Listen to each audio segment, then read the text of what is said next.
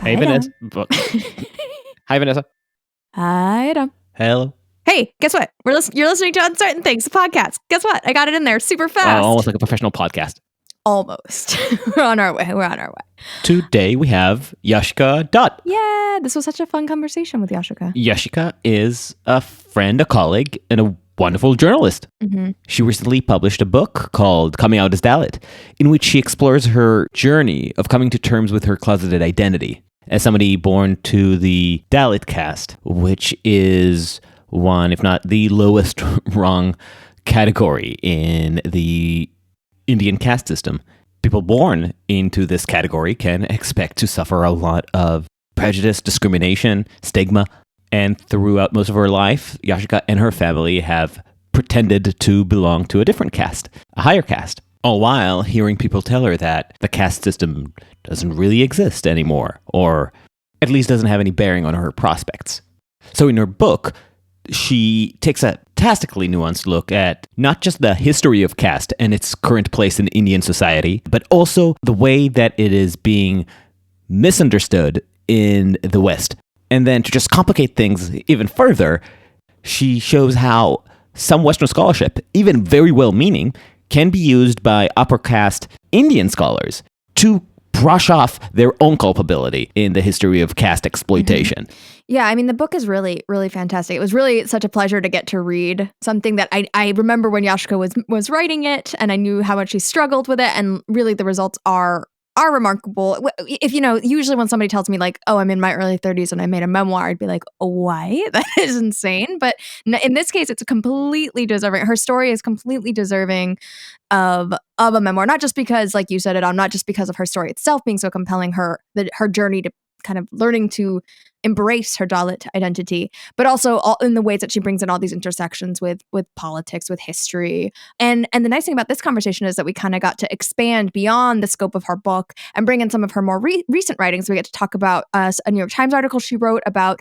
casteism in Silicon Valley, her review of Isabel Wilkerson's book, Caste, which for all of its many for all of its strengths, Yashica kind of points out some of its weaknesses, which is quite interesting. And I'd like to recommend one thing to our listeners. Apart from getting the book? Apart from getting the book and apart from subscribing to uncertain.substack.com. So you're going to recommend 3 things. 4, because I should also recommend following us on Uncertain Pod on Twitter and Instagram. Aside from these, I recommend coming to this conversation with an open mind. It's very tempting to understand what Yashica is talking about through our current American political terminology, because a lot of it is kind of baked into how she talks about, say, identity and disparities, power struggles, concepts like code switching or passing. A lot of those terminologies that we do know very well from our current political climate. However, things are different. I gotta say, listening to Yashica tell her story sometimes stumps you because you're over eager to jump on it with your pre-existing notions of right and left, identitarian versus libertarian or whatever. And you realize that those pictures don't map on exactly because it's a little more complicated than that. And right. As Yashica says, there is no simple villain and there is no simple narrative by which you can understand who's right, who's wrong. And that's part of what was so wonderful reading the book and hearing her talk about this. Yep. With that in mind, we hope you enjoy. Yashica, hey! Hey! It's a bleeding snowstorm outside, and can you see the we're snow? Having tea together. My tea suspiciously smells we like are coffee. having tea together. I actually worked out in the snow today. Wait! You worked out in the snow? Yeah, I've been working out in the pandemic because mainly for mental health reasons. Yeah. Not so much just to be ripped or whatever. And you can't go to the gym. I mean, you can, but I don't like to have a mask on. So I do it outdoors. And now that it's getting colder, you have to be creative. That's in hardcore.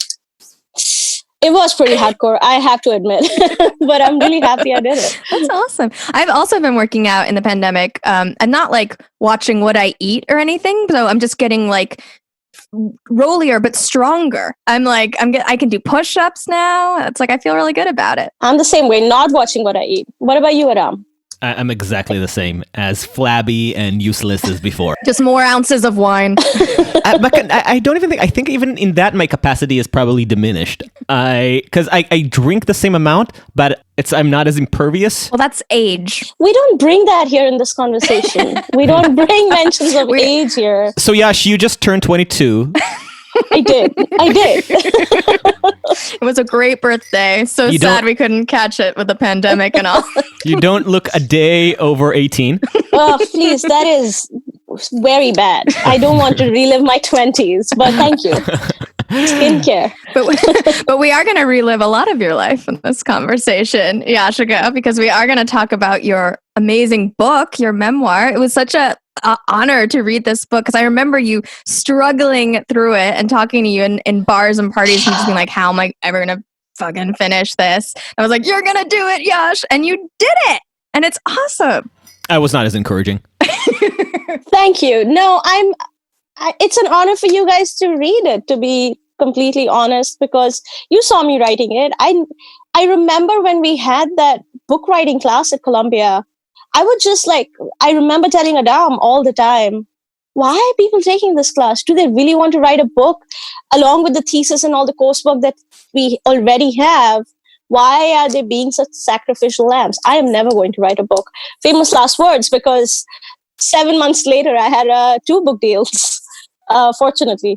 And I had the good fortune of choosing. And the worst thing about having a book deal, it means that you actually need to write your book. Exactly. I mean, when it falls in your lap, what else are you going to do? You have to write it. Now you have a deadline. You have an editor who's going to help you. You have a publisher. So you have no other choice. I would recommend that. That's the best way to get your book done. Have a publisher. What was your pitch? So in 2016, early 2016 in January, I was unemployed, doing freelance. The reason I was unemployed was because nobody wanted to hire immigrants with foreign visas. And journalism is already in a bad state. It still is, but back then even more so.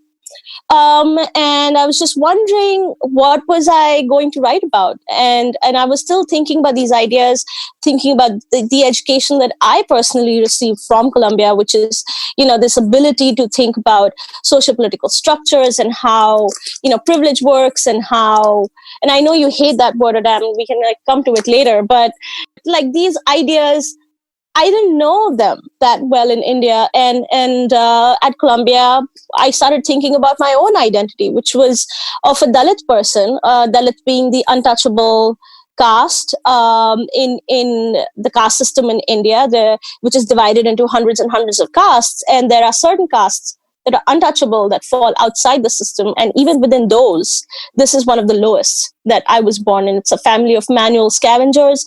The profession, the caste-based profession for our family till 2 generations ago was to clean dry bathrooms with hand, without any PPE, protective gear. It's just like a really dehumanizing, demeaning job that is basically tied to us for generations via our caste.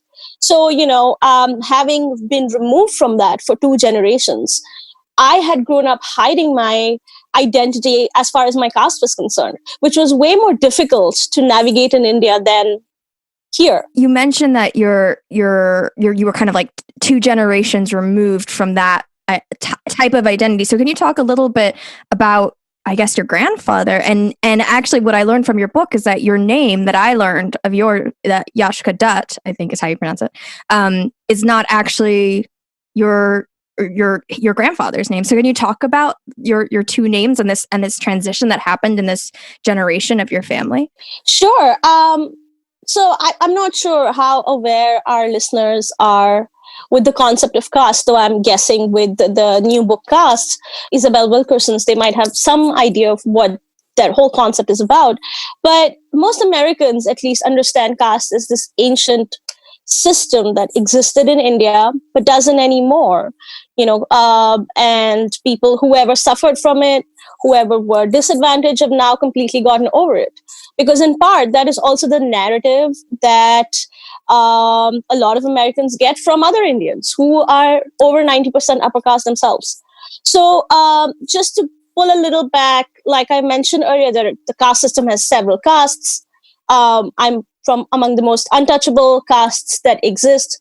When I was living in India, which was till 2014, when I moved to New York, I was a journalist. And even before that, when I was an undergrad and in school, my mom raised me in a way that I needed to hide that aspect. Because if I didn't, then I would be subject to open discrimination. I would be subject to, slurs and, at the hands of teachers, at the hands of my classmates, friends, etc. So there was just this idea that we needed to pass, like for people who are aware with this concept, which is really prominent, especially in the African American community, where, people who would pass as white because it would save them direct discrimination. So that's what we kind of did as well growing up, not knowing what to call it, but doing exactly that. Can you give us examples? Right. So, this is fully related to what Vanessa just asked me about how I came to have two different last names, or, a little bit about my grandfather, and the way you're asking me, Adam, about the nuances of what it means to quote unquote pass as an upper caste person. Because, the key distinction over here is that whereas between Black folks trying to pass off as any other race, there is this giveaway of skin color. But within the, sort of Indian hegemonous, sort of South Asian racial features, how do you pass as an upper caste person? So, that's super easy. Because a lot of Dalits, especially 25% of the India's population that is Dalit, till very recently was not allowed any kind of education. And when I say recently, I mean until, it became a law to decriminalize untouchability in the Indian Constitution in the 50s. Until then, there would be severe backlash if a Dalit person tried to get an education. So one of the simplest things that a Dalit person can pass as upper caste is by being educated. And not just by being educated in a way that translates to a Western, a Western understanding, like speaking English well, or having an understanding of global culture or American culture, for example, or knowing about a certain band. But English, the ability to speak English is and this is something that I've heard from many communities across the world who have felt the same need, that this language can be can transport you or pull you out of your caste origins, though not entirely, but at least you can use that as a crutch to pass yourself as an upper caste person. So my whole idea as a young kid was also to make sure that I excelled at English, that I spoke it better than anybody else, that I learned how to write it better than anybody else, because my whole idea was to construct an identity that wasn't mine.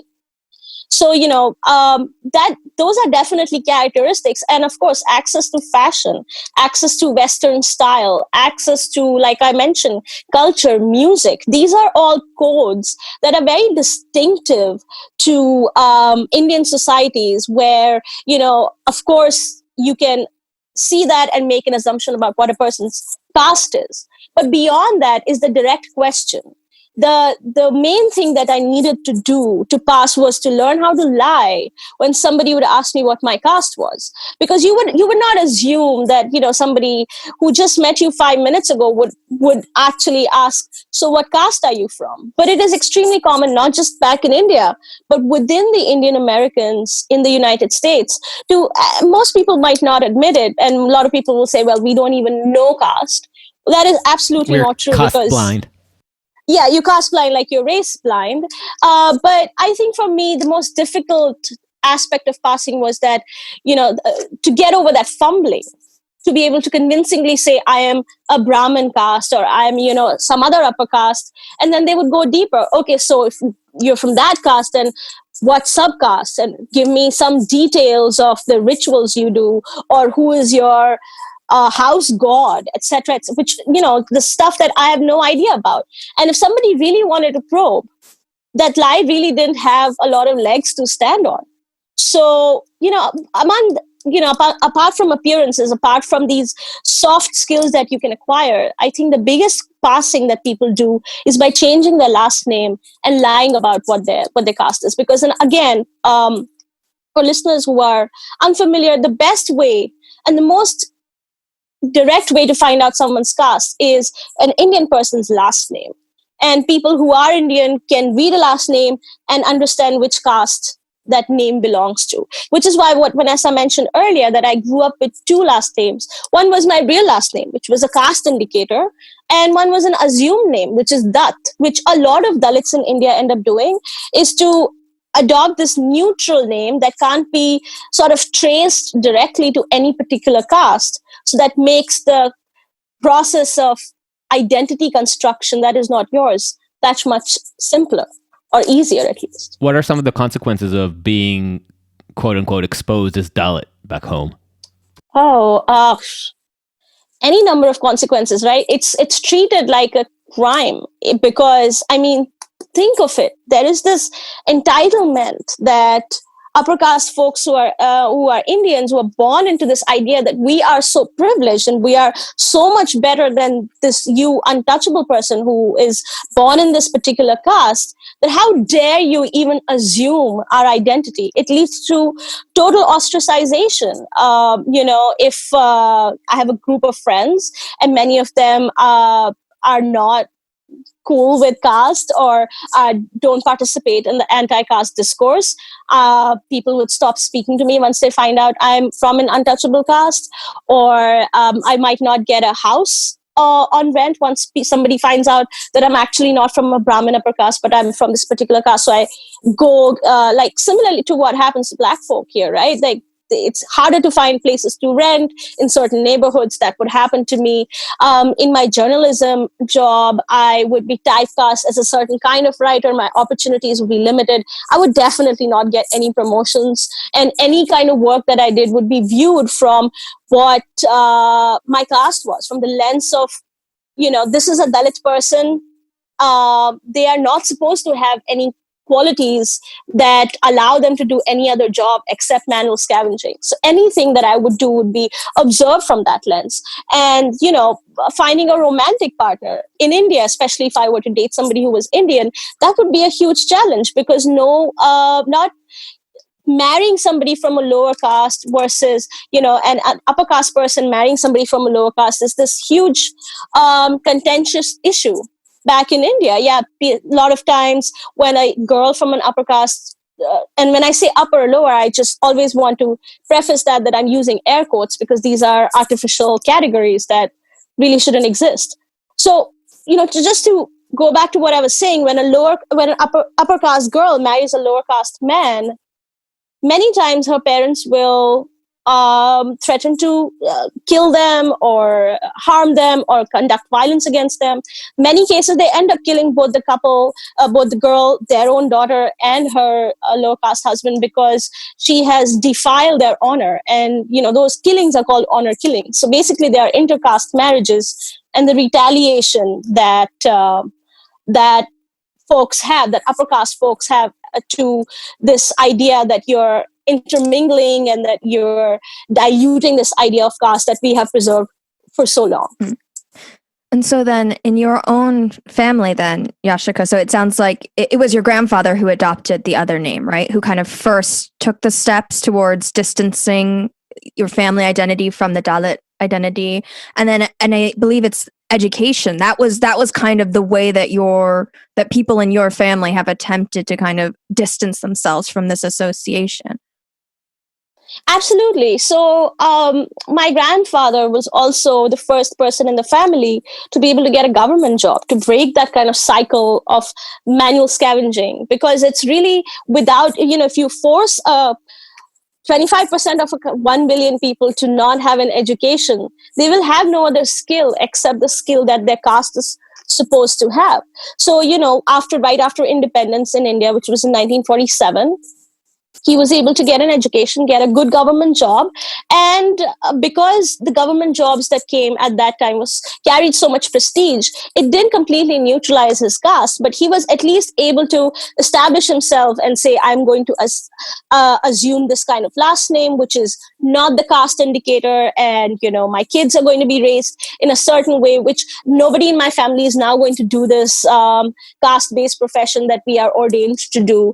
And also it possibly involved cutting some ties with the community as well for maybe a brief period of time, though I do know that he returned to that aspect later on.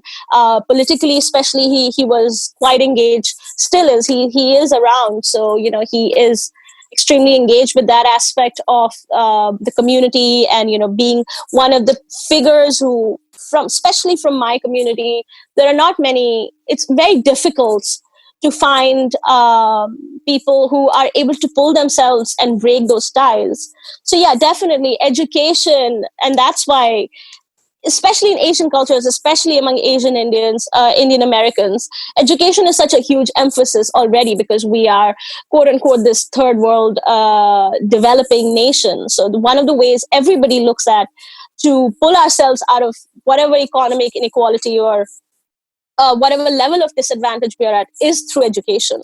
But if you're a lower caste person, that carries so much more charge than for anybody else, because it also gives you an opportunity to kind of hide, if not completely erase, your caste identity. I had never heard the term reservation before. And I was wondering if you can describe what that is for an American audience or a non-Indian audience that may not be familiar, and how not only how it kind of positively impacted your family and life, but also once we get there, just why the heck it's so controversial. Sure, absolutely. So, reservation, just to take you a little back before independence, as the British were leaving India, they had established tons of schools, tons of convent schools, and they did allow Dalit students to be a part of those schools. But the people who were running those schools, or day-to-day administration, a lot of them were Indians. So what they were doing was they were discriminating against the children who happened to be Dalit. They still actually, that discrimination in a classroom continues even today. But right in the early 40s, kids my great grandfather, which was not in the early 40s but way before, would be forced to sit outside the classroom, and the teacher would speak loudly. Sometimes he would hear something, sometimes he would miss. He was not allowed to hold a pen or paper or slate, which is what a lot of children, his classmates, used at the time. And he had to learn how to write by scrawling a stick in the mud. He had to learn, that's how he learned the alphabet. And of course, it was remarkable that he was able to finish high school education in a society that denied that luxury, so to speak, to Dalits. So when we won our freedom from the British and the new constitution came about, which incidentally was written by a Dalit person, which is another incredible story. For those of you who are interested, go look up who Dr. B.R. Ambedkar is. He was a Dalit person who also wrote India's constitution and is one of the biggest champions of anti-caste ideology who has lived. Like Isabel Wilkerson in her book describes him as the MLK of Dalit rights. And that would be quite accurate. So he wrote the constitution, and he really talked about getting Dalit folks and Adivasi folks, Adivasi being the tribal indigenous folks in India, the same seat at the table that the upper caste Hindus were getting, or any other religion was getting, Muslims or Christians. So he clearly understood that the way for Dalits to extract ourselves out of this caste ordained professions, whether it was like my family, manual scavenging, or some other caste profession was to deal with dead animals, or make leather out of it, which is again another dehumanizing profession, or several other lower caste professions that nobody else in the society wanted to do, and they found a particular set of people to do it over 1,000 years. So he said that not only will the Dalits and the Adivasis and the tribals of India get an equal education, we will make sure that they are able to make up for these thousands of years of disparity where they've been systemically denied education. So basically what the reservation is, it's an affirmative action program to make up for the lack of access to education for over thousands of years. Also, the discrimination that Dalit students and Adivasi students inevitably face in educational institutions that are run by upper caste Hindu men, mostly upper caste Hindu men. So, for example, a student can enter an academic institution and face discrimination by their peers or by their teachers, etc., etc. So, or they could look at a Dalit person's cutoff marks in a certain examination and just say, well, their last surname, their last name is not, we don't want these kind of people in our institution, so they just don't give them an admission. So what the reservation policy did was created a certain number of seats that were allotted only for Dalits and Adivasis. So those seats could only be filled by those students, and they had no other choice but to admit a certain number of Dalit people, even if they weren't coming through other channels. But they had to admit those students in these educational institutions. And that's how my grandfather was able to get an education. That's how my dad was able to get an education. And so many Dalits in India who are educated and lower castes. So, Dalits are the untouchable castes. But even within the caste system, Dalits are outside the system. But within the caste system, there are also lower castes who are slightly above Dalits, but still, discriminated. So, so many lower caste folks now have professions that are not caste ordained, have access to education. It's all because of this reservation policy. And it's remarkably forward thinking because it was instituted in the 40s. But now, since, coming back to, you asked me why it is so controversial. Well, of course, it's controversial because upper caste people feel that Dalits and Adivasi folks don't deserve to be in these spaces. That's the whole argument. The idea is Dalit people are talentless, quote unquote, meritless. And when they enter these institutes, they bring down the average brain power of that structure. So therefore, this reservation policy shouldn't be applied anymore. Or the other concept is, the other logic is, which is completely false also, that it's been 70 years. That's enough to undo, thousands of years of, denying access to education, thousands of years of denying access to owning property or land or like systemic subjugation. A lot of people argue that 70 years is more than enough. How much more do you need?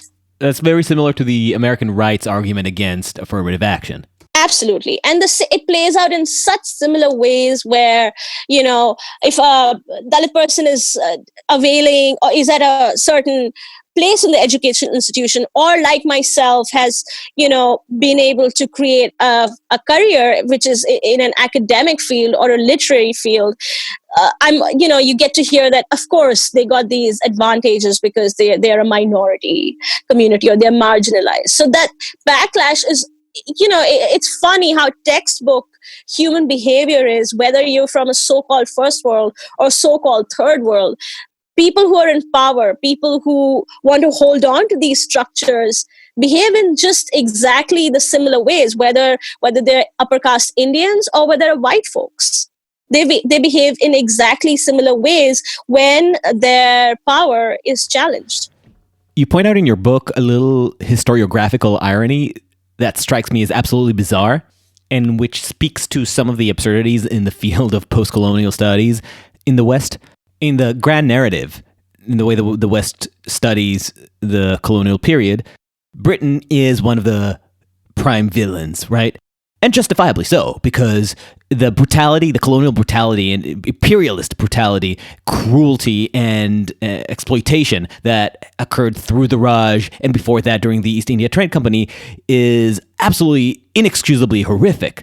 It's one of the acmes of imperialist terror, right? However, some scholars, either due to cynical expediency or simply confusion, are using Britain's imperialist past to either justify or erase the role of caste in Indian history.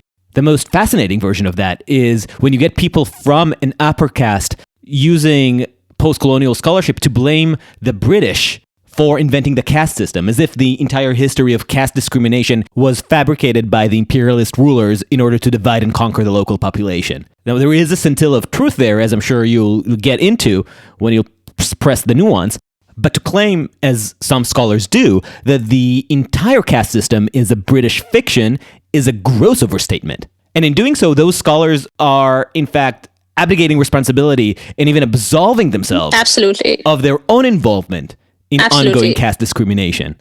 As a result, you get some serious scholars pretending as if the caste system has absolutely nothing to do with the millennia-long history of Hinduism and is not at all indigenous to the Indian subcontinent. Yeah, that is so laughable to me. I mean, it's really about, I'm going to go into a couple of things here. The reason that this narrative has been allowed to exist itself speaks for the West's interest in its former colonies or places that are quote unquote third world or places that are non-developed or developing or underdeveloped. This idea that they want to look at it from this framework that really doesn't leave space for nuance. They want an easily digestible hero's narrative, which should be presented to them in a way that's simple and, brings out the British as the evil villains and the Indians as these hapless,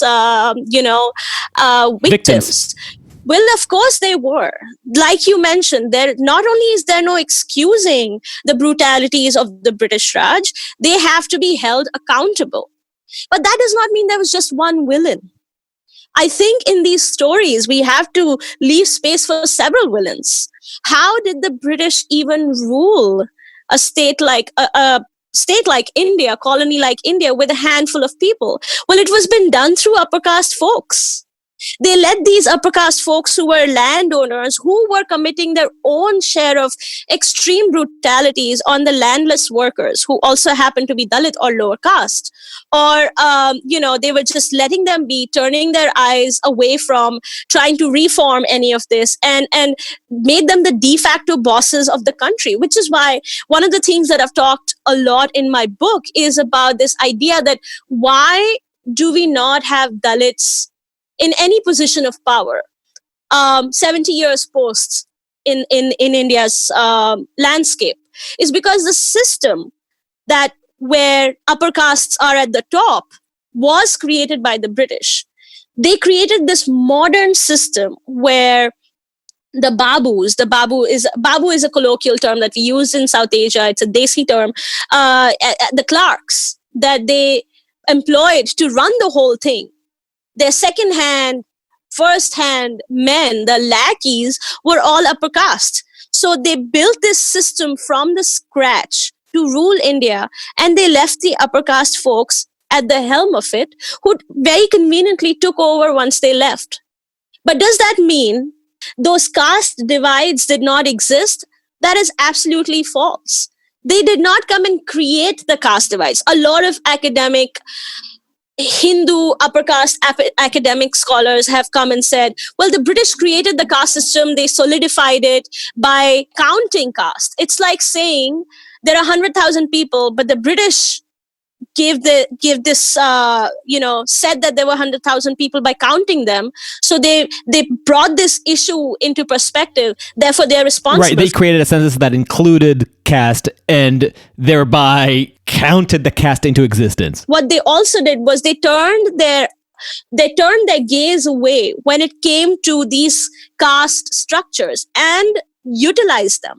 So they are also extremely evil in the way that they saw these divides that already existed and they exploited them to their own end to be better rulers. Because let's not forget, in the 1800s, they tried to quote unquote reform India by banning sati, by bringing all these reforms. Sati, for those of our listeners who don't know, is this practice where the widow of a warring tribesman or a warring somebody, a man who died in war, would burn herself alive at the funeral pyre of her now dead husband. That is the practice of sati, and British famously brought a law to abolish it, which is definitely among the better things that they've done. But because these practices, these reforms, created such a huge backlash, that the British said, you know what, we're not going to touch it. We're not going to try and intervene and make their lives any better. In fact, what we're going to do is double down and create these laws that actually help upper caste people to remain dominant as they have been. There are several examples, and I don't want to go into too many details, but there was this fight that happened in Maharashtra, led by Dr. Ambedkar, who I mentioned earlier, when he inspired and asked people to go and drink water from this public water body, because water, when a Dalit person drank it, would become untouchable, and another upper caste person couldn't even touch that water. So the untouchability survived through water, very much from accounts that I've heard about the African American experience in the 60s when the fountains were different. So very similarly, when he led these hundreds, thousands of people to drink and claim this body of water, which was technically public, there was a huge backlash. People, the upper caste people killed Dalits who had done that when they returned to the villages. There was violence. And the British judiciary sided with the upper caste folks. So this is a slightly complex and nuanced understanding of, there is not one easy villain. There are lots of them, but depends on, the Western hemisphere's willingness to probe these issues and not just look at what's easy to understand, what's the easy narrative. And of course, just before, we get away from the subject, South Asian academics have propagated this whole narrative from South Asian bureaucracy, South Asian Indian governments, Indian bureaucracy, Indian academics who happen to be upper caste, created this narrative and got it sanctioned, that the British created a caste system.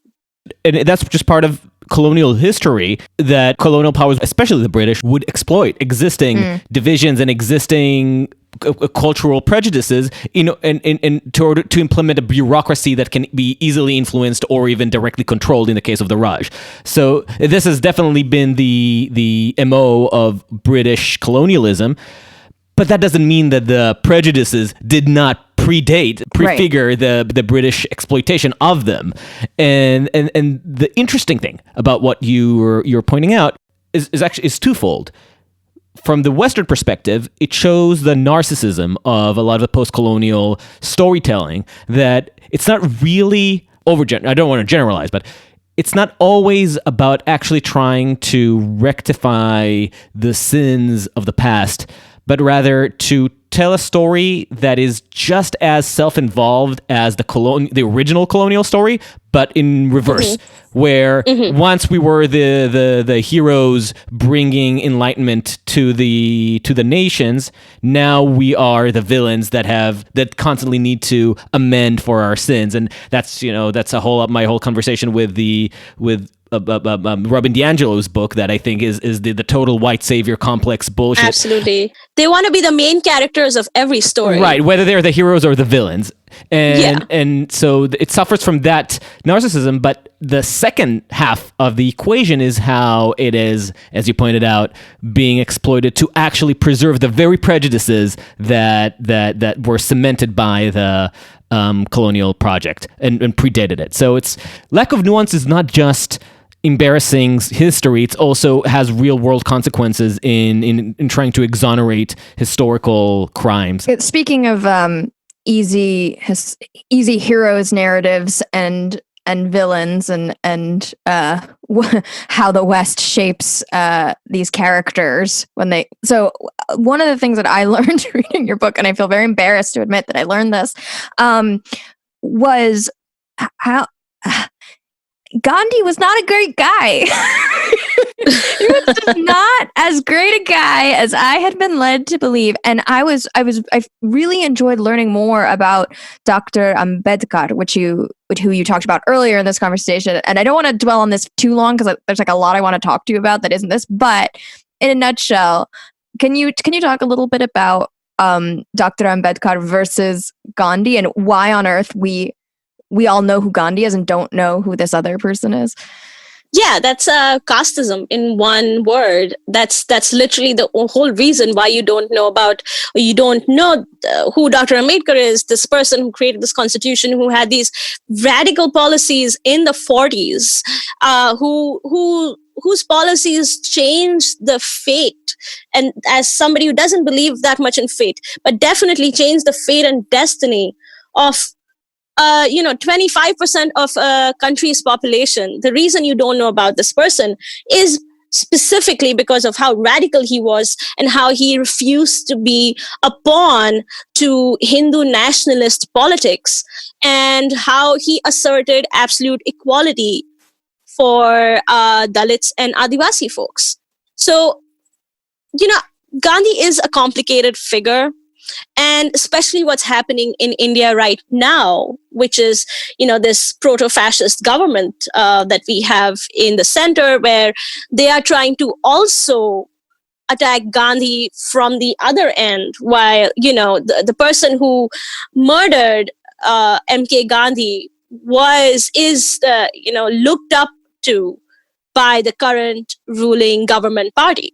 So they have their own agenda in trying to undermine what his contribution was. I had no idea that that's going on, so I dig into that in a second. So first give us your perspective on Gandhi, and then take us to today and what's going on in India. I mean, I want to contextualize that because it's not so easy. However, having said that, Gandhi was not interested, at least in the 30s and in the 20s, he was not interested in preserving the rights of any Dalit folks, any untouchable folks. He is now currently known as the hero of untouchables, not just to people outside India, but even to many Indians themselves. How he worked for the upliftment of these God's people. His name for Dalits was God's people, creating this idea that we are some magical folk who have these otherworldly abilities that allow us to do these degrading and dehumanizing things. And we've been chosen by the divine to do these horrible, to engage in these horrible professions and to endure a life of discrimination. So that's how Gandhi reframed the entire issue. But what Ambedkar said was that I don't believe in any of this. I want absolute equality. You treat me as an absolutely equal human being. You give me the same rights that you have. And I'm no divine savior. I am just like you. And I don't want to be involved in this project of labeling Dalits and Adivasis as Harijans. Harijan is Hari being God and Jan being person. So God's person. He had no, he did not want to participate in that. And Ambedkar actively spoke about the rights and the plight of Dalits. At that time, we didn't have Twitter or, the internet. So when he went to London for one of the roundtable conferences, which were these big conferences where, the British Parliament took a stock of what's happening in the colonies, he talked openly about Dalits. And then the British also found something to latch on to. He was so articulate that the British press loved him. And that's when these Indian leaders, whether that was Gandhi, whether that was Jawaharlal Nehru, India's first prime minister, came into the consciousness that, the Dalit problem exists. And that's when they decided that, okay, we cannot move on towards this project of getting independence from the British unless we consider this huge inequality that is also existing within our midst. So my personal take on Gandhi is that I respect the nationalist work that he put into to get to fight for freedom against the British. But also, I don't look at him as this myth. You have to look at that any leader as the man and with their own failings. And one of his major failings was that he was not a friend of Dalits. He was a friend of his own tribesmen, which is the upper caste Hindu male. That's whose rights he wanted to protect. There is this particular passage that, Vanessa, you probably referred to in the book, where Ambedkar and Gandhi went to head about securing more political rights for Dalits. And Gandhi said, I'm going to fast until death if you do not back down from this so-called proposition. And when I die, the backlash that's going to happen in the 30s against Dalit folks is going to be on your feet, Dr. Ambedkar. And then, of course, they reached this kind of arrangement. But these are like, I think what we need to understand is that these figures existed and survived not very long ago. And these like political machinations and these balancing acts, they've been a part of our history forever. So, my opinion on Gandhi is respect him for what he did against the British, but can't really care for him much when he had such a striking anti-Dalit attitude. Yeah. And also anti-Black attitude. Look at his history in South Africa. I mean, a statue of him was torn down. I would say rightfully so in South Africa, in Ghana, if I'm not mistaken, because the African academics, more than the American academics or the UK-based academics, are now aware of what Gandhi's actual legacy is when he fought for the rights of people in South Africa. He was only fighting for the rights of upper caste brown folk. And he said, well, we also have people who are like Black folk over here who are Dalits.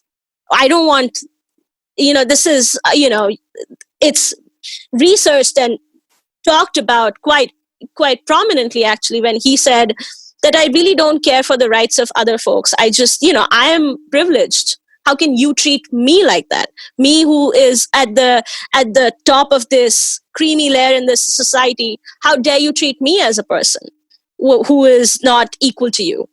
And when he got the incident when he was thrown out from the train for being brown, and that's when he got so incensed that he, for the first time, experienced discrimination and came back and fought for freedom from the British. And that's sorry, I just wanted to say that's the experience of a lot of nationalist leaders in the 40s.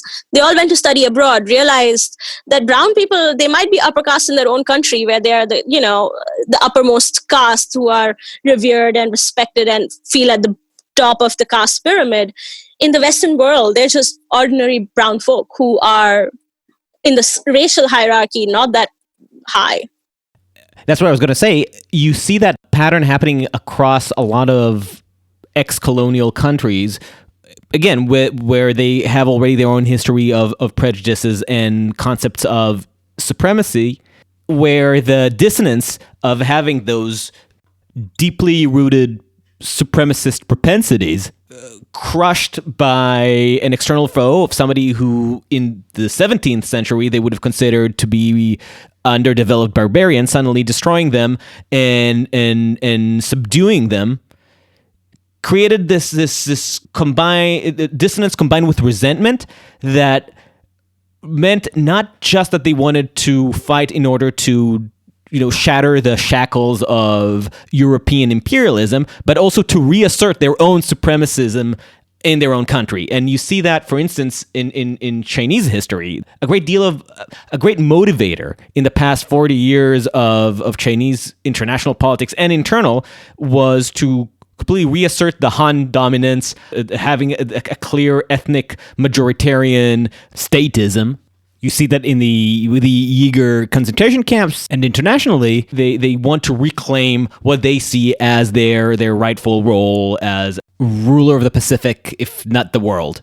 Basically, their problem with imperialism was not imperialism, is that they were on the receiving end. Yeah, and to rephrase what you said, I think what you said is really remarkable. The problem was not just imperialism. The problem was that they weren't allowed to conduct their own version of imperialism.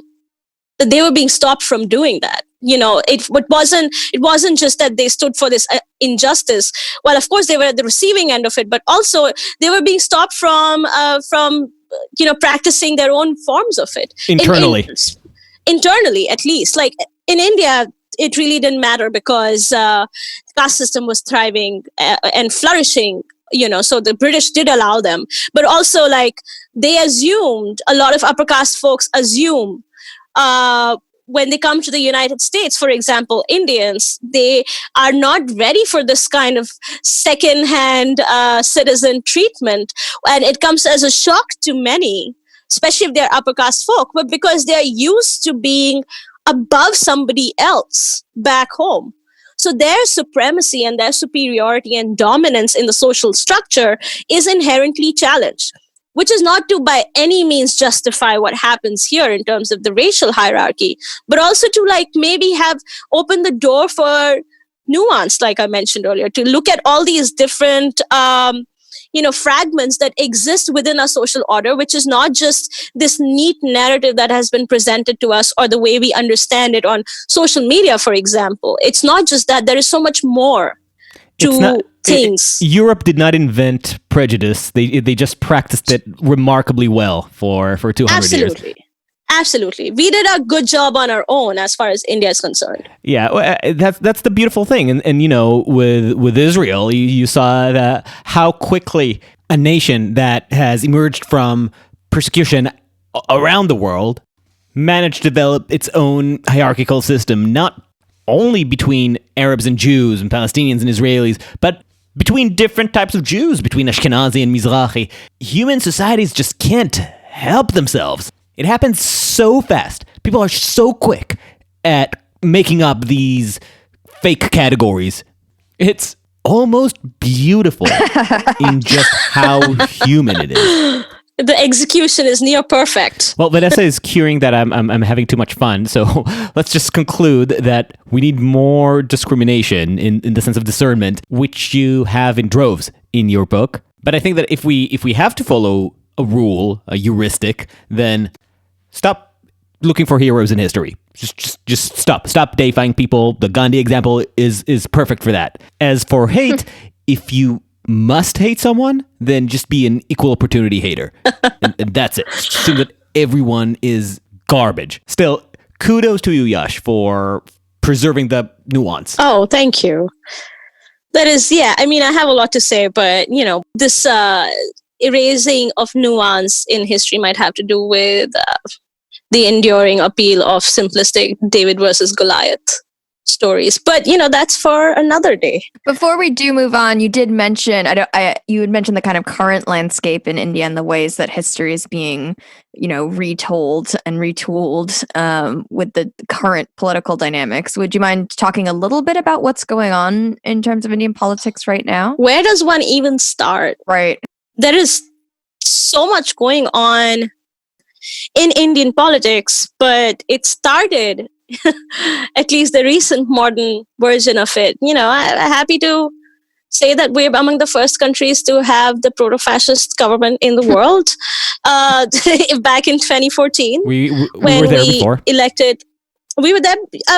True. Sorry. Do not mean to usurp your claim to that fame, your throne. But yeah, Erdogan and Modi and yours, truly. But long may you reign. Let's not go there. Coming back to this, 2014, India elected this hyper-nationalist right-wing government to the center with a thunderous majority. In the governments before, they were always like, we don't have the two-party system, we have a multi-party system, unlike the United States. So, several parties allowed to contest, but no singular party had won enough votes that the BJP did in 2014. And of course, the agenda that they were couching that was development. Vikas is with the catch-all phrase. Vikas means development, that, India needs to become a superpower by 2020, famous last words. And, we see ourselves growing so much. In the 90s, we've had so much development, this shining economy. We're going to do well. We're going to be on this path to progress. But what really happened was, in the garb of that progress, was the breaking down of the socialist tenets that India had survived on so far, creating more opportunities for privatized players, whether it's in the telecom sector, whether it's in mining, whether it's in pharmaceuticals even, to, create these like highly capitalist structures and frameworks, which, started trickling down in the 90s when we opened our market to the rest of the world. And arguably, economists will say that that's a great idea. But what's happening right now is, one of the reasons our healthcare, India's healthcare somewhat works, is because it's this marvelous creation of public and private government for the very poor, which is not the best, but hey, you won't die. And you won't be saddled with, thousands of dollars of cancer treatment, which survive cancer but die from debt, like in the United States. Our socialist structures in India have worked for many aspects. What this current administration, among other things, tried to do was to break down those structures and sort of create these free market policies, which only, few individuals have access to in India. Apart from that, what the government is trying to do is to create this idea of a Hindu nation. India has always been secular. India has, one of the things that we put out to the world, one of the reasons caste was able to go ignored for so long is because India championed this agenda that we're going to speak for any country that needs to speak in terms of standing on the right side of equalities. Whether it was the apartheid policies in South Africa, India was one of the first countries to talk about that. Or, we found our own neutral bloc, not siding with US or USSR back in history. So India had this like shining example of being the secular country, unity in diversity. We work because we are so many, but somehow the system is not so broken. What the government right now is trying to do is to erase that and say that we are primarily a Hindu nation. When the British left and India was divided in Hindu and Pakistan chose to be an Islamic country.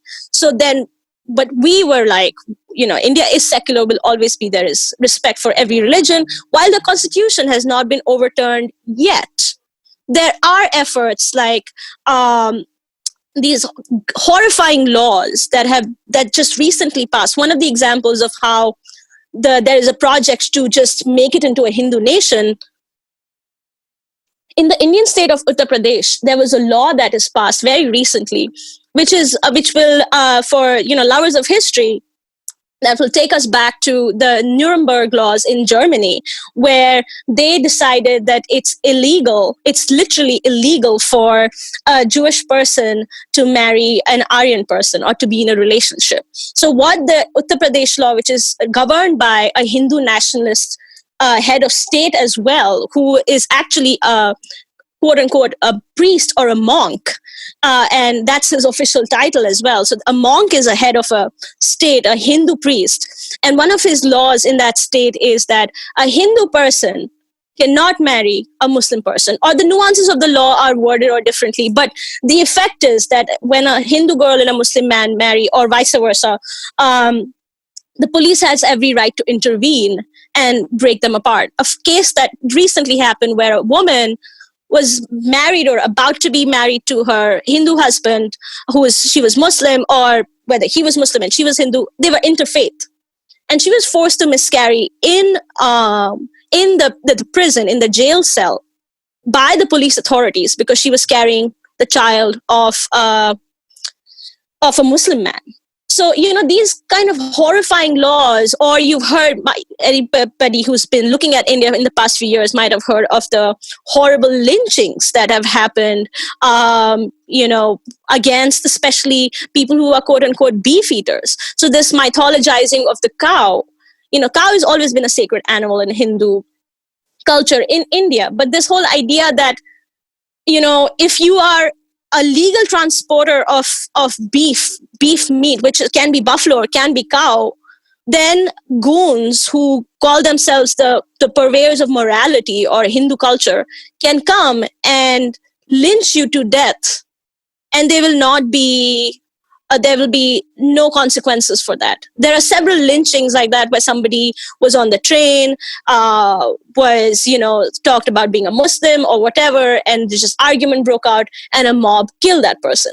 And it sounds like, a prehistoric society, but it's really not. What it is, it's a backlash. Like every society that we've seen, including America, it's a backlash to these progressive values that India, at least in terms of secularism, espoused for a relatively long time, at least on the face of it. What the BJP government is trying to do, and I don't want to name check them because, their IT cell is too powerful and I don't want to be doxxed, which is actually a valid threat for journalists and academics who are living abroad and living in India and anti-government at this point.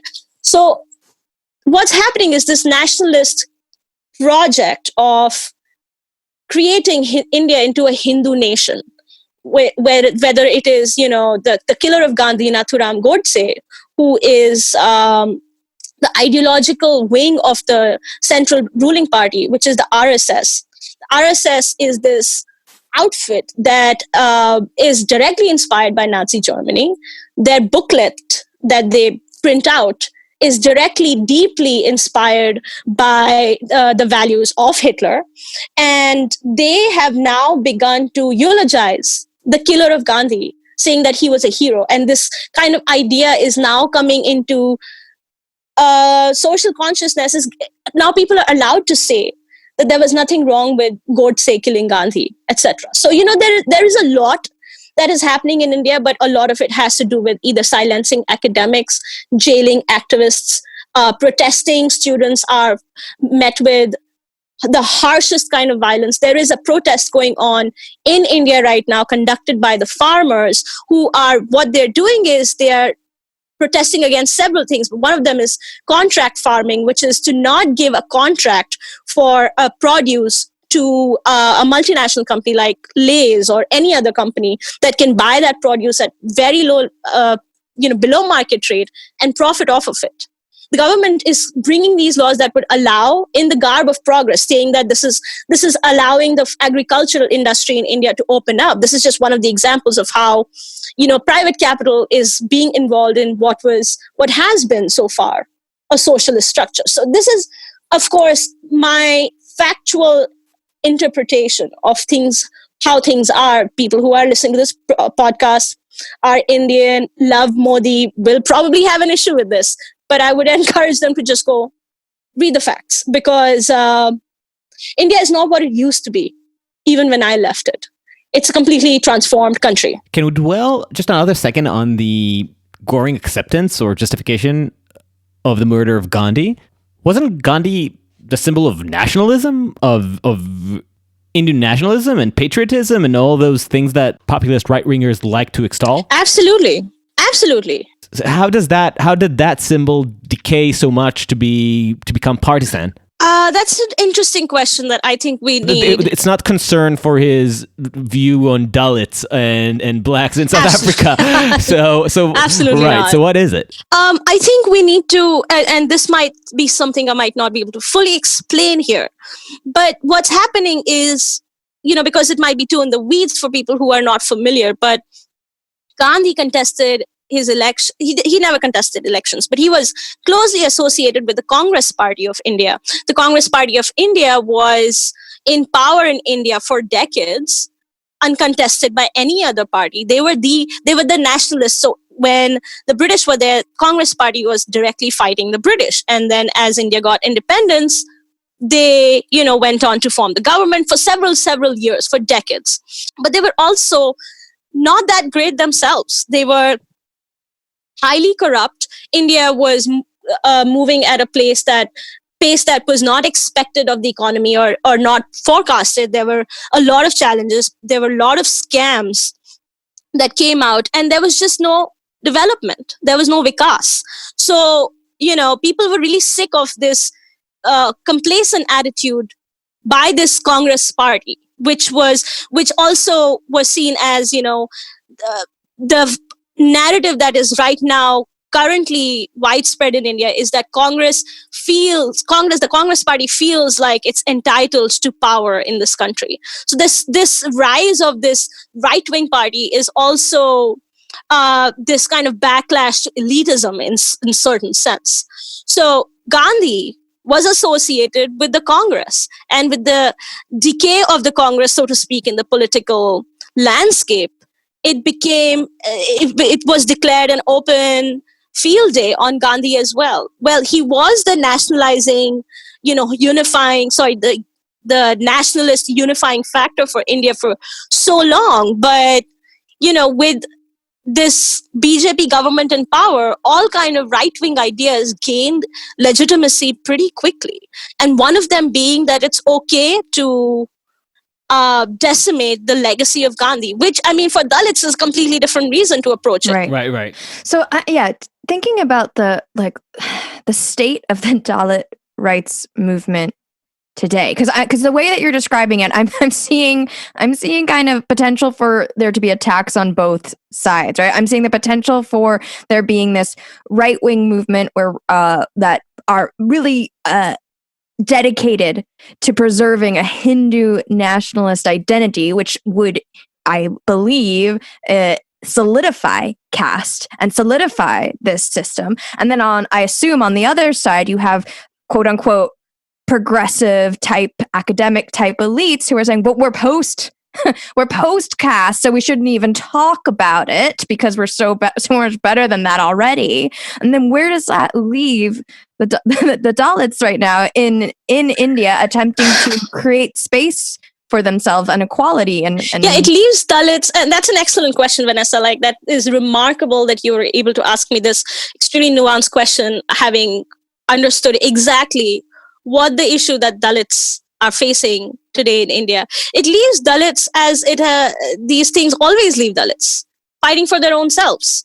And because we don't have that, or we didn't have that much power, I don't know how much that has changed, but we still don't have that kind of power. So we weren't able to move much, but at least, so, just to start with, of course, there is a progressive bloc. If you are a left-wing person in the United States, if you have any associations with the DSA, you probably know about how prolific Indian left is. The left in the US is, if you are somewhat associated or read about theories, etc., you probably know about Indian left. It's highly valorized. And for good reason, because we've had states in India that were fully left-leaning, that were communist. One of our parties is called the Communist Party of India.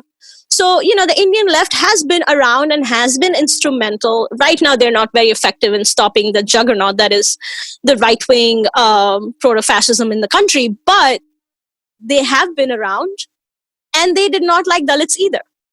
So in the 40s, the left party had this narrative that said that Ambedkar's work is taking away from the nationalist project of India, which is to get rid of the British. Anything aside from that, which was, the equality issue of Dalits and Adivasi folks, with the tribal folks, was taking away from this struggle that we needed to undertake.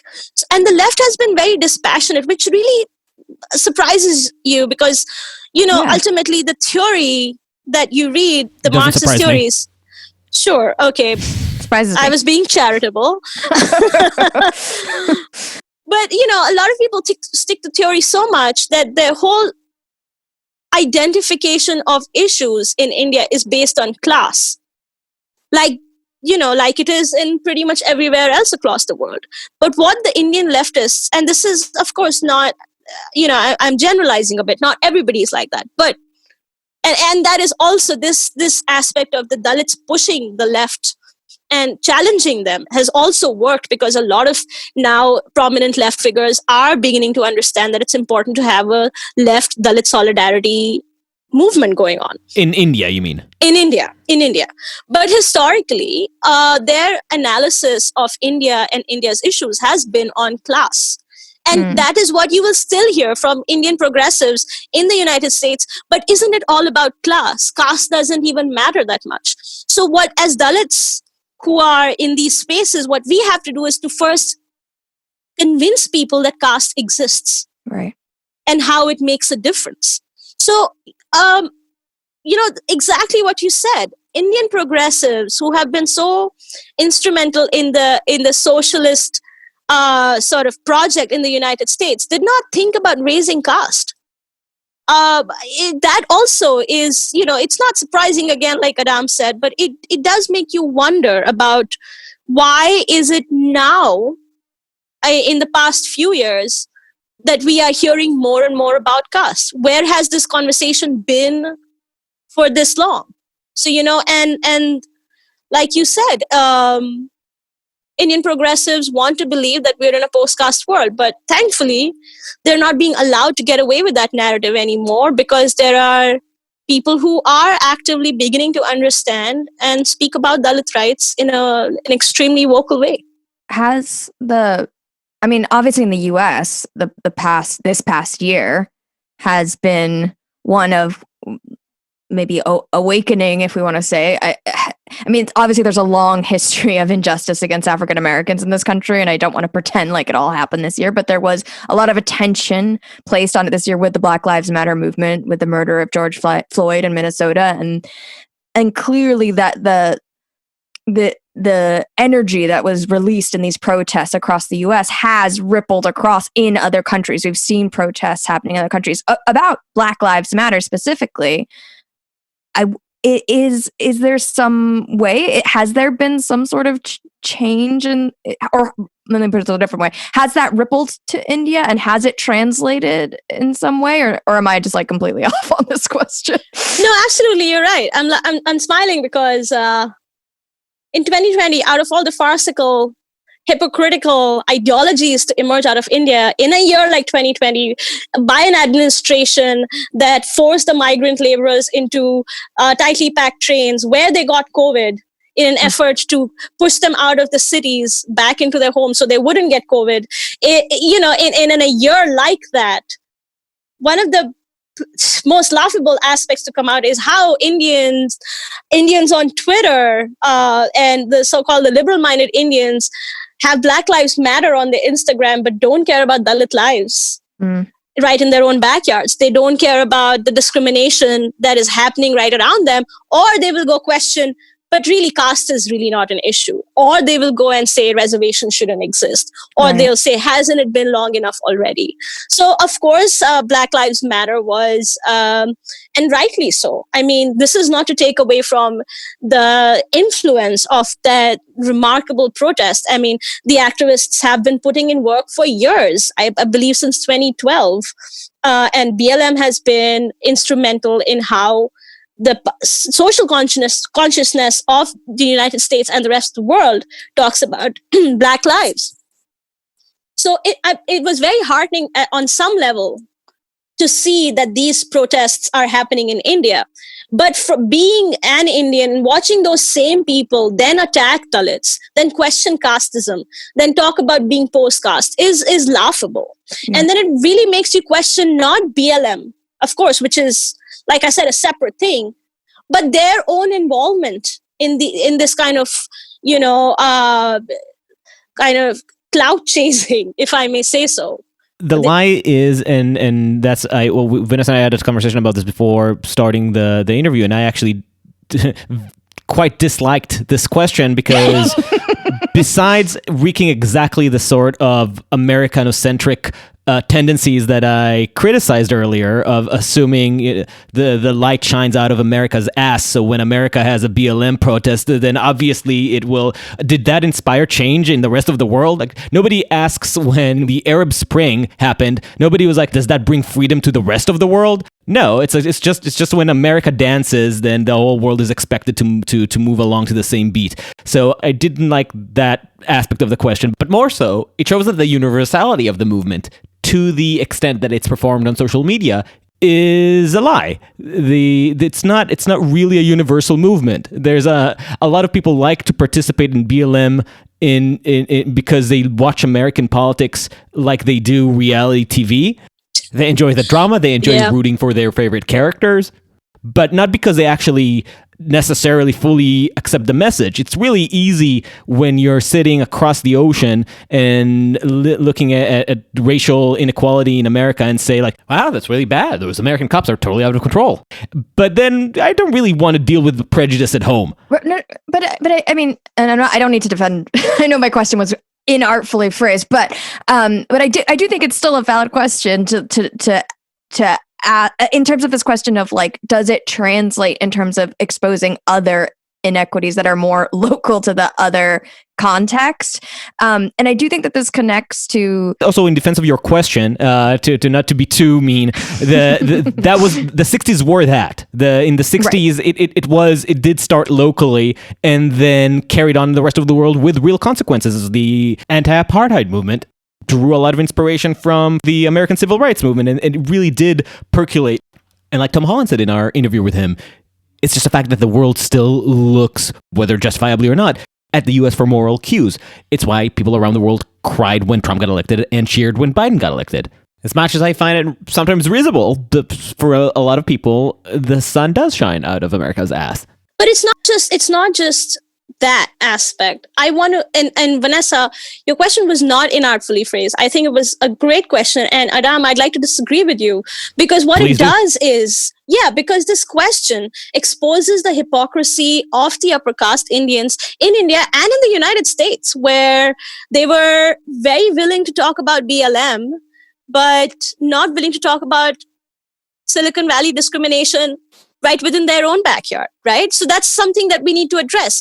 And I want to add over here that Dalits have been hugely inspired, not just by the civil rights movement, but also the struggles of Black folks through decades. Ambedkar and W.E.B. Du Bois had this ongoing exchange where, he didn't know anybody except Gandhi, but Ambedkar wrote to him when he was actually at Columbia and talked about how he was inspired by how Black academics were fighting for the rights of Black folk.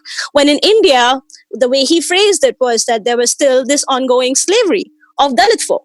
Or, in the 60s, like you mentioned, Adam, the Black Panther Party directly inspired the Dalit Panther Party, which a lot of people don't know about. In Maharashtra, in Mumbai, there was this extremely vibrant and influential party that didn't last very, very long. I mean, many of them are still around, but, it created this powerful impact in kind of mobilizing this identity and this idea of what it means to be Dalit. And even like my own work is so hugely reliant on the works of Black feminists who have created these ideas, whether it's passing, whether it's this articulation of identity and how we assert ourselves. So I would like to say that it's not just, white America and Black America are different in my opinion. And as a Dalit person, it is really inspirational to look at Black folk who have gone through so much and are able to resist that. And it frankly teaches us ways and gives us this roadmap on how do we fight. Because, thanks to America having this kind of progress in, at least in thought and ideology to some extent, that India did not have in the 40s.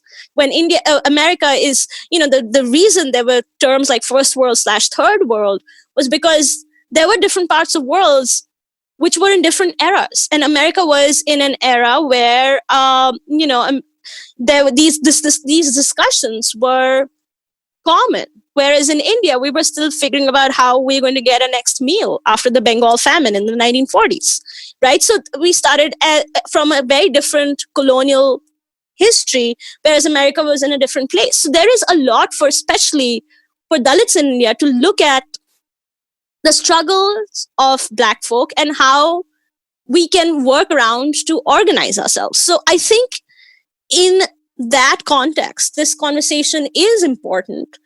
But how we should look at it is, again, the hypocrisy of Indians who are not Dalits in their willingness to co-sign on a trend. And it breaks my heart to call it a trend, but that's how a lot of non-Black folk in the US have made it. Those Black squares, or, just saying follow Black businesses and then forgetting about it, or like not really examining how race plays a role in their own lives. So that kind of, also, just to quickly touch upon why America has the kind of influence or freedoms, is because the establishment in America, whether it's Hollywood, whether it's the news media, whether it's journalism, is liberal leaning.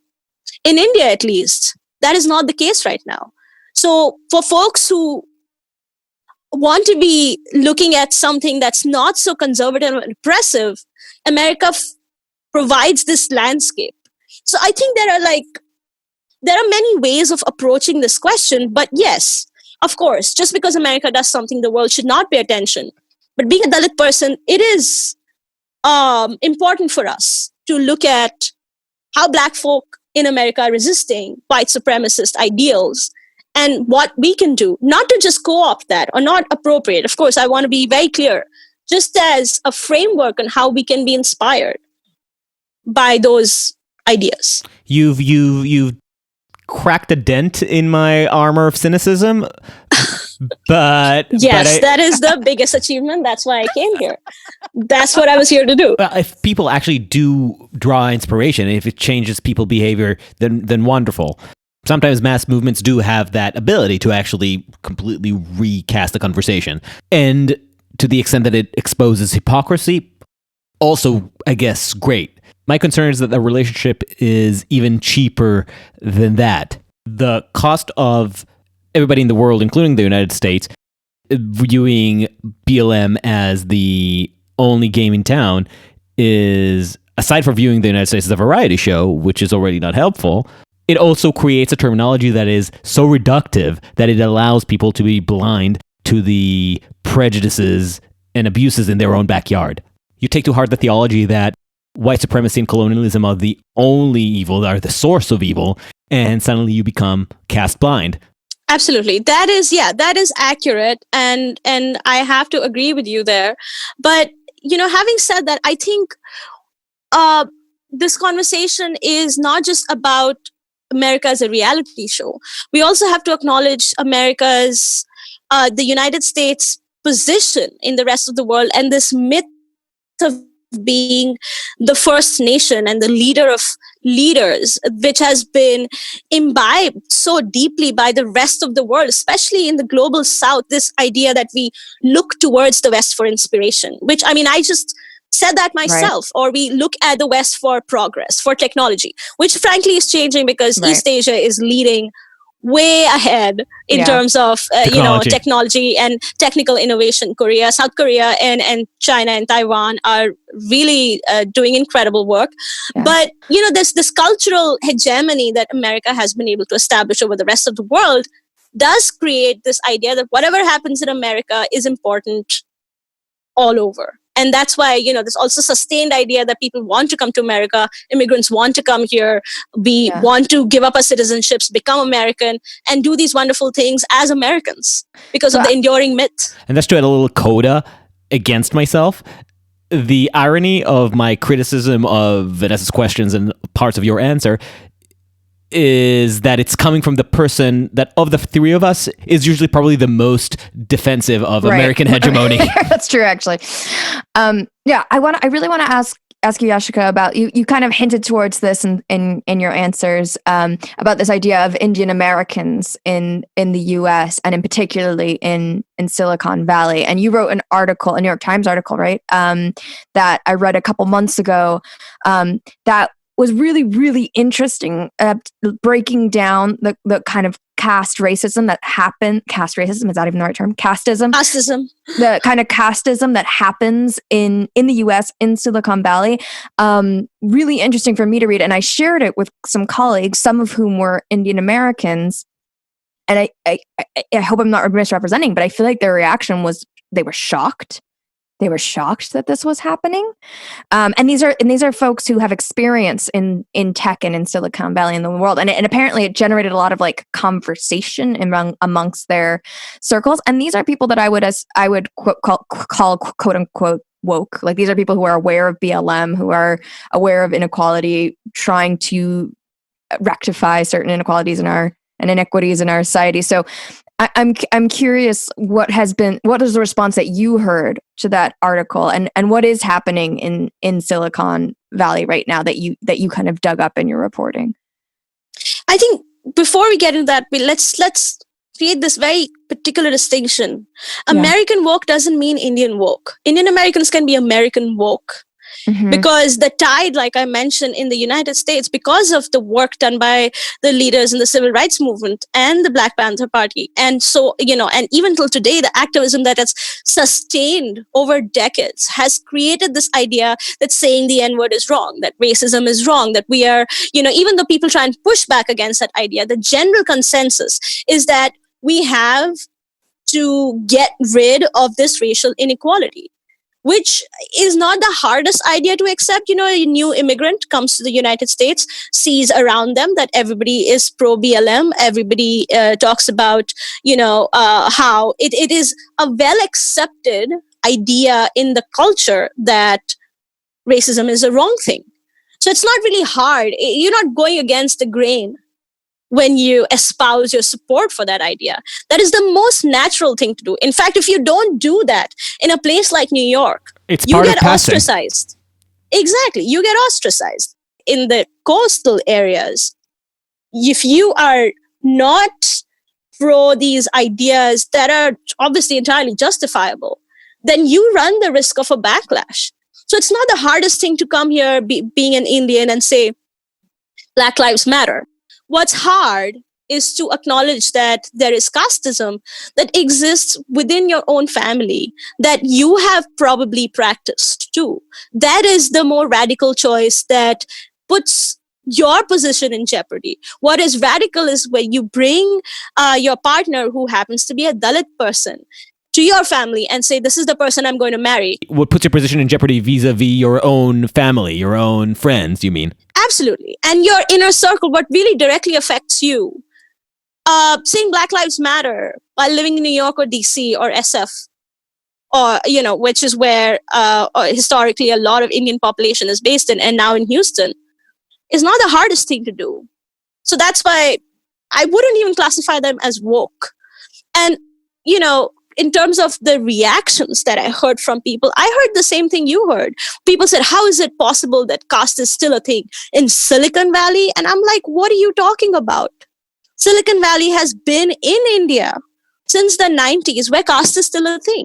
So how do you think when there are a bunch of Indians in the United States as heads of departments, as controlling the entire operations, are not going to practice casteism? They're not going to subtly try and see whether you avail reservation in college or not, to weed out if you were Dalit. They're not going to try and ask what's your background. They're not going to ask if you eat meat or not. Are you vegetarian? And if you say I'm vegetarian, then they're not going to ask you, is it for religious reasons or personal reasons? What are these answers leading to? They are leading to you being ascribed on a certain scale of hierarchy, where you will deserve the respect or attention based on where you lie on that caste scale, which is why a lot of Indian Americans, when they say, well, we are very shocked, is because for them, these questions are so par for the course. They are so regular that they don't even register as anything out of the ordinary.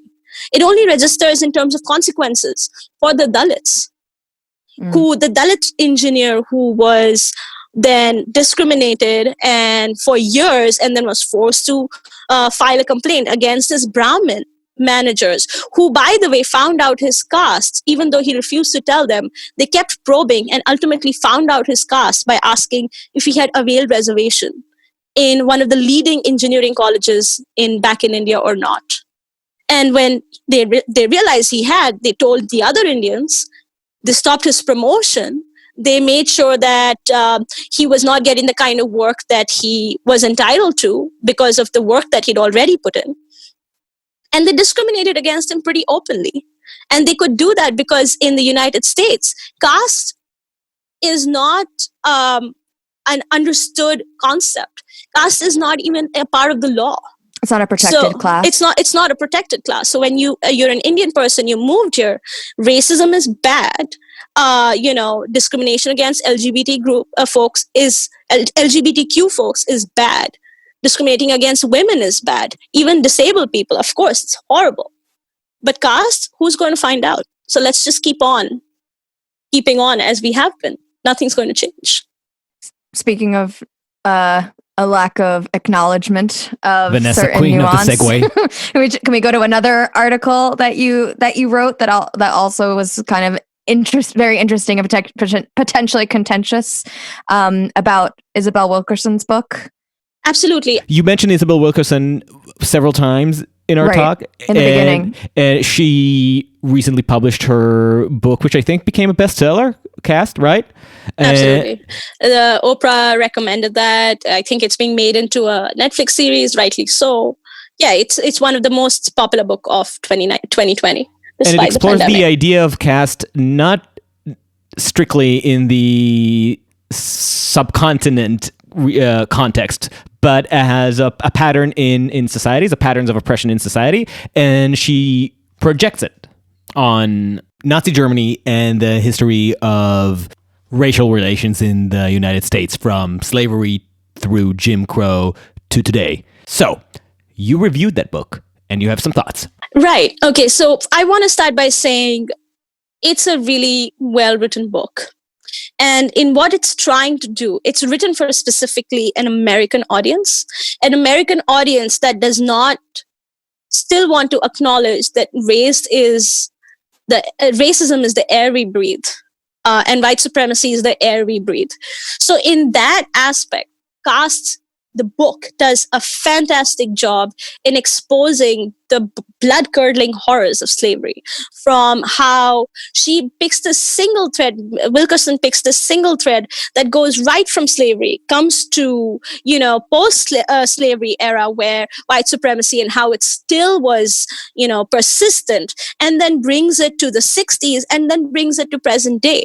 And then there are so many heartbreaks in that narrative, and how you see that this is this enduring phenomena that not only affects Black folks, but also white folks themselves, who have to reconcile with this identity that is created for them, and that's the only way for them to exist. That's the James Baldwin take on this, but absolutely, yeah. So in that context, Wilkerson has done a stand-up job. I will not be surprised if she wins all the prizes for this book in the coming year.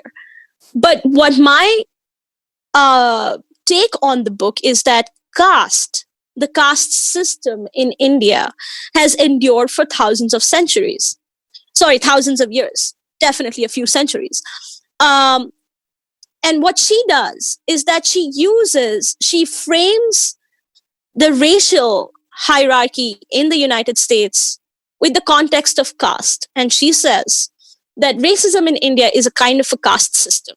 Now, that idea itself is not new, and Wilkerson acknowledges that. Scholars have done that work in the 20s, where they said, well, there is a caste system that exists in the United States. Wilkerson has three main caste systems: the Germany, the Nazi Germany, Indian caste system, and the United States. She brings the other two at significant points to talk about, you understand just how bad Nazi Germany was. Here's how much worse the US was. She brings that at several points to illustrate her example, and she builds a good argument about why the racial structure operates like caste. But what she does is that while she gives a lot of credence to how Nazi Germany was brutalizing Jewish people, she does not bring the same level of nuance and understanding to the Indian caste system. And the only conclusion one can draw from that is because it's not a Western idea. It's because the Western audience will not understand or empathize with the problems of, hungry, naked, quote unquote, people in some other far corner of the world. I mean, this is just conjecture, of course. There could have been editorial issues. The publisher could have said, well, we cannot focus so much on India. But the end result is the book only talks mostly about Nazi Germany and the horrors that it inflicted, and about, obviously, the central premise, which is the racial hierarchy framed as caste, but completely ignores, more or less, the caste system in India. And Wilkerson talks about how her introduction to caste is not very old, that she met a few scholars in London, she has attended a few conferences in the United States, she's even been to India and done a few interviews there. But even like simple things like when she looks at a shrine on a road, on the side of a road, she kind of looks at it from an exotic, Americanized lens, instead of sort of digging deep into how the temple is the contested site for Dalits, for which many of us still continue to be killed, because entering a temple for a Dalit person is punishable by murder. Many Dalit people, even today when they enter temples, the idea is that they will pollute or desecrate this sacred space because our presence is a pollutant. And she kind of misses these points. So while she uses the original system, the Indian caste system, as this allegory, she ignores Dalit people. Not completely. She has interviews. I'm not saying that this is completely missed. But the true aspect and pain and trauma of Dalit folks is kind of missing in the narrative, even on the same level as Nazi Germany and the plight of Jewish folks. Which, I mean, understandably one can argue and say, but it is a book about the racial hierarchy in the United States, which is fair enough. But then didn't India deserve at least the same space as Germany does? My issue with that was that even in this inequality of inequalities, Dalits don't get to be the main characters in their own stories. Which brings us to our last question, which is about your book. Where you are the main character of your own story, thankfully.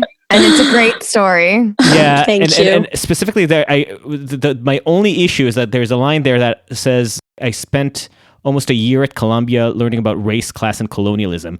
And I don't know, maybe it fell in the edit. What happened to the part about the dashing young Israeli that you met there? I think my editor decided that we needed to keep that for the second Just one. gets too licentious. No, but I do realize though, Yashica, we asked you at the very beginning, I think we asked you something along the lines of like, why did you write this book? And then we got pulled into like a million directions. But just as their final answer for us, would you mind just explaining why this book was so important to you and why you felt it needed to be told? Yeah, so like I was mentioning at the beginning of this conversation, after graduating from Columbia, I was thinking about how I was still in the process of discovering my own identity, which also happened to be Dalit. And I was also, for the first time, removed from the physical presence of the question of my caste. People in India, I would be worried that my caste would be discovered. I would be found out. I would be outed. But in the United States, being in New York, being away from primarily South Asian community, I could relax and breathe and get some objective distance. And while I was still doing that, I encountered this letter that was written by this brilliant Dalit activist student, Rohit Vemula. And he was facing this kind of institutional discrimination and casteism at his university in Hyderabad, where he was a PhD student. And he was actually using his voice as a student leader to kind of speak out against that. And how the administration was retaliating, and he was driven to commit suicide. And he wrote this beautiful last letter, and it feels a little, it feels not right to say that his last letter was so beautiful because, he could have still been alive. Would we still be talking about that? But that's just the nature of how this narrative developed, that I read that last letter and I had realized that I'd never read anything by a Dalit person before in English or any other language. And that just made me feel at so many levels that story could have been my own story, where if I wasn't hiding my identity and if I was speaking out and, for people from my community, then that could have been me. And it also made me reflect on, and I know, Adam, you hate this word, but it made me reflect on the relative privilege that I had. The fact that I was able to hide my caste, the fact that I was at Columbia, the fact that I was removed from this question. And I realized that I wanted to create a space where Dalits like me could discuss and be open with our traumas, or or talk about how traumatic it is to be a Dalit person in India, which is a narrative I didn't see anywhere. And I decided to launch a Tumblr called Documents of Dalit Discrimination. And I realized that I can't ask anyone to talk about their trauma until I am doing it first. Like this felt wrong. So I decided to write a Facebook note which I called Today I'm Coming Out as Dalit. And I talked about being a Dalit person, working in media for about 7-8 years at that point, and hiding my caste, living in this constant fear, the history of my family. That note kind of went viral, and I was just thrown into this deep end of this discourse on Dalit issues. And being a journalist, I obviously, the option was to sink or swim, and I swam. And I was part of this narrative, this whole idea of what it means to be Dalit. How do you assert your identity in a positive way, reclaiming this shame that we have been forced to endure in our caste, and turning that into pride. And eventually, I guess a month later, I was offered a book deal. And like I mentioned earlier, I didn't want to write it. But when this opportunity came to me, I knew I was finally free to talk about my own story, because I wasn't hiding anymore. And that's what the book was. And when is it getting published in the US, Yash? That's for American publishers to decide. I mean, we have an audience. Yashica Dutt. Call her up, offer her an American book deal. Thank you. Yeah, I hope so. I mean, we have space to discuss the American interpretation of caste. Do we have the space to discuss the original idea? Especially when there are so many prominent Indian Americans in the United States, including the current vice president-elect. So that's a question that I'll maybe on the next podcast. Yeah, I can update you. Certainly, in reference to all the intellectual warfare we've discussed here, your book being published here will certainly be a victory of sorts. Absolutely. Well, I really hope that happens, because I really, really enjoyed this book, Yashica. It was so well written. I learned so much. Your story was so compelling, and I really hope that it does get published here so that other people can do so. In the meantime, where can they follow you, Yash? So I'm at Yashica Dutt on Twitter and Instagram. Sporadically active on both platforms. When I have something to say, I do say it, but I'm not constantly tweeting every day. Well, thank you for taking the time to say some beautiful things with us. We appreciate your time. Yeah, thank you, Yash. Thank you for having me here. This was like a reunion almost. Yeah, and enjoy being 23.